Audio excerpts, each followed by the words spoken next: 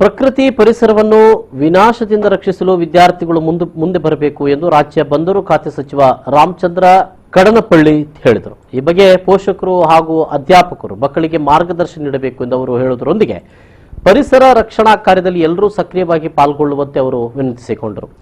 ಪರಿಸರ ಸಪ್ತಾಹದ ಸಮಾರೋಪ ಸಮಾರಂಭದಲ್ಲಿ ಭಾಗವಹಿಸಿ ಅವರು ಮಾತನಾಡ್ತಾ ಇದ್ರು. ಶಾಸಕ ಎನ್.ಎ. ನಿಲಿಕುಂಜು ಅಧ್ಯಕ್ಷತೆ ವಹಿಸಿದರು.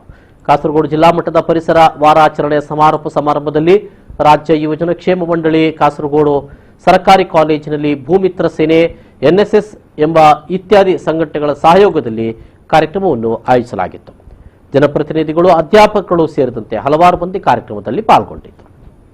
ചെടികൾക്ക് വളരെയധികം പ്രാധാന്യമുണ്ട്. അന്തരീക്ഷ ശുദ്ധീകരണത്തിന്, ശുദ്ധവായു ശ്വസിക്കുന്നതിനൊക്കെ നൽകുന്ന ഒന്നല്ല. അതുകൊണ്ട് നമ്മുടെ പരിസരത്തോട് ഇണങ്ങിച്ചേർന്ന് പ്രകൃതിയുമായി താതാത്മ്യം പ്രാപിക്കുക, പ്രകൃതിയെ പ്രണയിക്കുക, അങ്ങനെയൊരു മനസ്സ് യുവാക്കൾക്കും യുവതികൾക്കും നമ്മുടെ ഈ പുതിയ തലമുറക്കുണ്ടാകണം.